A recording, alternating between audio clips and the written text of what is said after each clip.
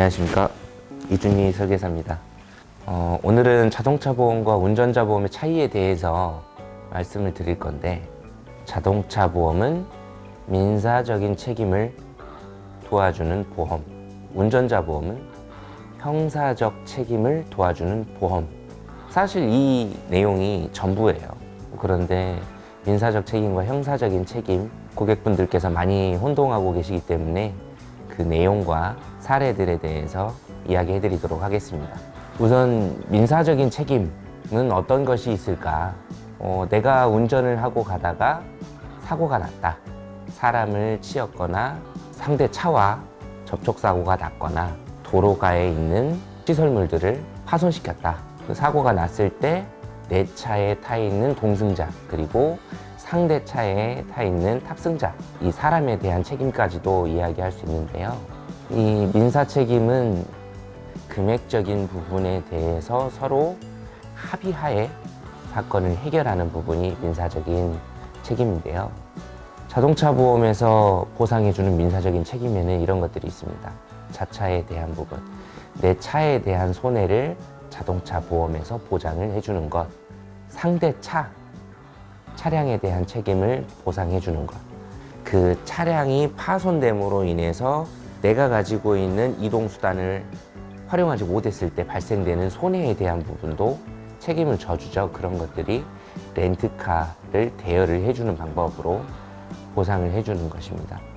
사고로 인해서 사람들이 다쳤을 때 병원비에 대한 부분까지 책임을 져주는 부분, 다친 부분으로 인해 발생된 손해, 휴업손해라고 이야기를 하는데, 이 사고로 인해서 그 경제적인 활동을 하지 못했을 때 자동차 보험에서 해결을 해주죠.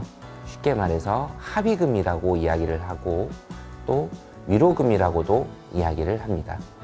합의금이라고 하는 것들은 결국에 민사 합의다 라는 걸 명심해 주셨으면 좋겠어요. 보험회사에서 들으면 싫어할 내용 중에 하나인데, 보험회사에서는 이렇게 다쳐서 일을 못했기 때문에 받아가실 수 있는 금액은 하루에 일당 얼마, 소득이 얼마 정도 됐고 상해 등급이 이렇게 되니까 이 정도 금액으로 책정이 되니까 이렇게 드리겠습니다 라고 이야기를 하죠. 그런데 이게 보험회사에서 정해놓은 틀대로 가는 게 맞을까요? 이 합의금은 보험회사가 정해놓은 틀에 움직이는 게 아니라, 지급되는 게 아니라 민사 합의라는 내용입니다. 다음으로는 차량 내부에 있던 물건들, 사고로 인해서 내가 가지고 있던 물건이 부서졌을 때 그런 물건들에 대해서도 보상을 해주죠. 가령 내가 쓰고 있던 안경, 그리고 내가 입고 있던 옷, 신발 모두 보상을 받을 수 있습니다. 다음으로 도로에 있는 시설물들, 내가 스스로 사고를 냈는데 도로에 정차되어 있는 자동차 혹은 가로등, 그 외에 건물이라든지 시설물들이 있을 수도 있어요. 국가에서 관리하는 시설물들, 가로수, 가로등, 그 외에 가드레일, 그런 것들에 대해서는 벌금도 발생할 수 있고 보상을 해줘야 되는데, 벌금은 운전자 보험에서 해줘요. 대신 그 피해물을 복구하는 비용은 자동차 보험에서 다 지원을 해줍니다. 민사적인 부분으로 해당하는 것들, 사람에 대한 것, 차량에 대한 것, 시설물에 대한 것. 그리고 가끔 고객분들이 사고가 났는데 이런 질문을 하는 분들이 있어요. 아니, 나는 상대차하고 직접적으로 부딪히지도 않고 그 사람 혼자 나를 피하다가 자기가 다른 데를 받았는데 왜 내가 책임을 져야 되느냐. 이런 건 사고 유발 원인자의 책임이 있기 때문에 비접촉사고라고 이야기를 합니다. 왜? 내가 어떠한 행위로 인해서, 운전 조작으로 인해서 상대방이 놀래가지고 그걸 피하기 위해 다른 곳을 부딪히고 차량이 파손되고 사람이 다치고 했을 때는 1차적인 원인은 나에게 있다. 그래서 그것들도 보상을 해줘야 된다. 그리고 그렇게 발생된 시설물들, 그리고 건물, 그리고 차량, 사람 모두 다 보상을 해줘야 된다. 꼭 알아두셨으면 좋겠습니다.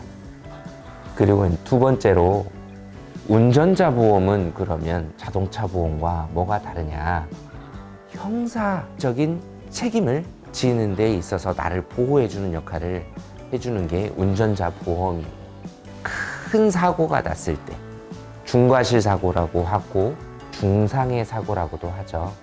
내가 사고를 내서 상대 운전자 혹은 상대 차량의 동승자들이 6주 이상 중상해 크게 다쳤을 경우, 이런 경우는 민사 합의도 자동차 보험에서 진행이 되겠지만 형사 합의로도 이루어져야 됩니다. 이 형사 합의를 보지 않으면 어떻게 되느냐? 입건이 될 수가 있습니다. 물론 집행유예로 끝나는 경우도 있고 벌금으로 끝나는 경우도 있고 하겠죠. 그렇게 형사적인 책임과 민사적인 책임이 발생이 되는데, 이 경제활동 내 가족들을 지켜내기 위해서는 반드시 형사 합의를 하고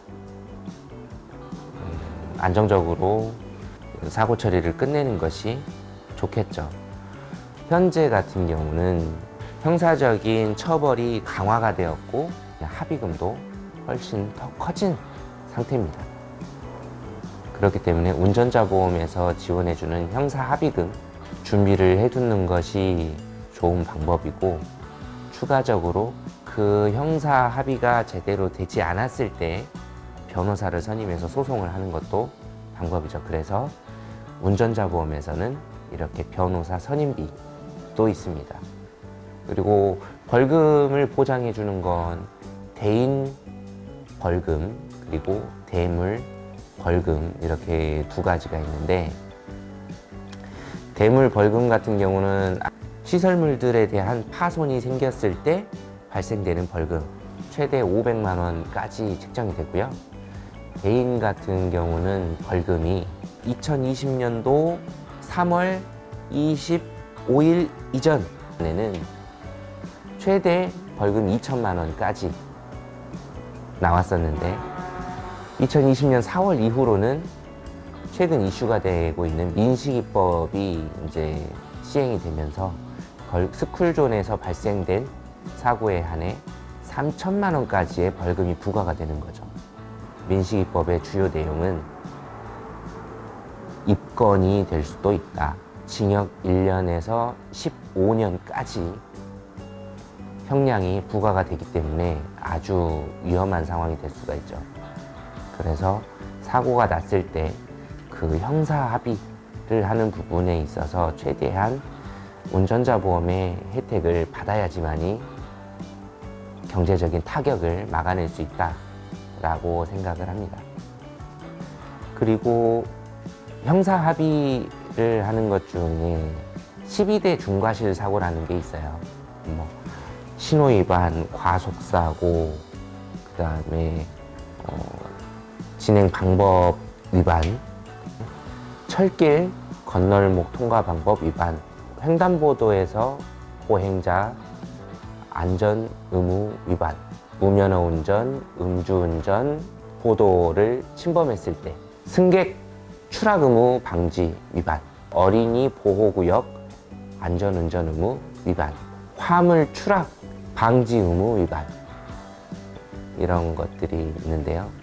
포함이 되지 않지만 아주 위험한 내용이 하나 더 있죠.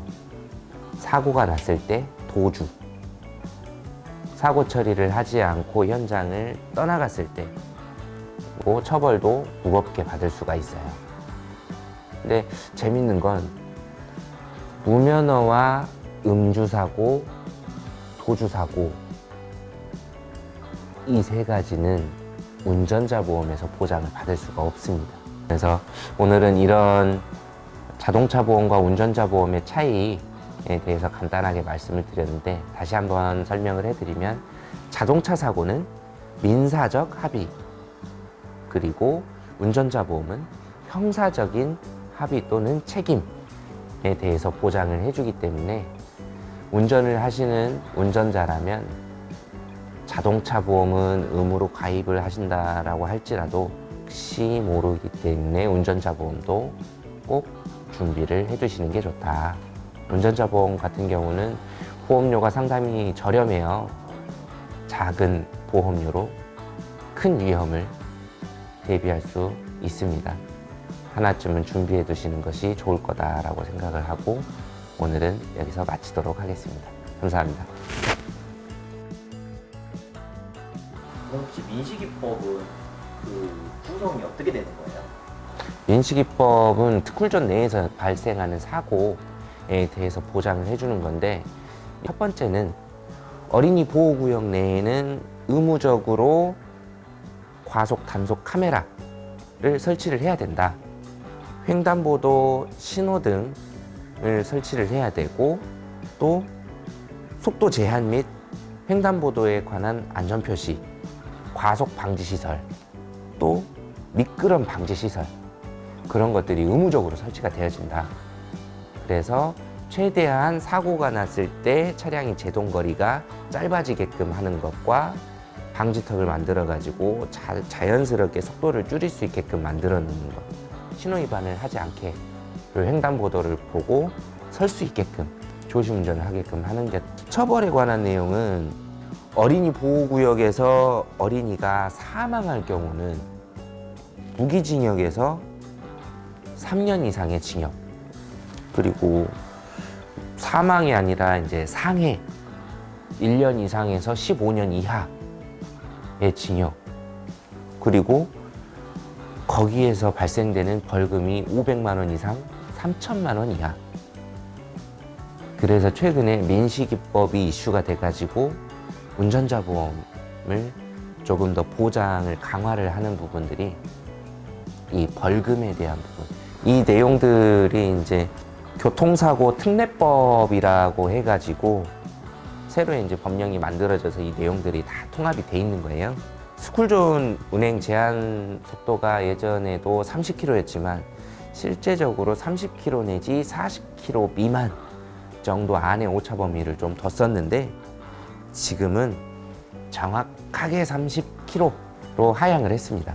이제 어린이 보호구역 내에서 주정차 위반을 했을 경우에도 일반 도로와는 다르게 2배에 해당하는 8만 원의 범칙금이 부과가 된다. 애기가 자기가 차도로 이렇게 뛰어들어가지고 막 다쳤어요. 그러면은 그것도 운전자 책임인가요? 사실 이제 그거를 판단하는 기준이 가장 어려운데 정말 나는 모든 걸 다 지켰다라고 하면 처벌을 면할 수도 있을 거라고 생각은 합니다. 사고가 나지 않게끔 할 수 있는 모든 행동을 했음에도 불구하고 속도가 빨랐다거나 아니면 뭔가 하나 놓쳤다거나 그러면 처벌을 받아야 되겠죠. 어린이 보호구역은 참 위험한 지역이죠. 안 가야 됩니다, 그쪽.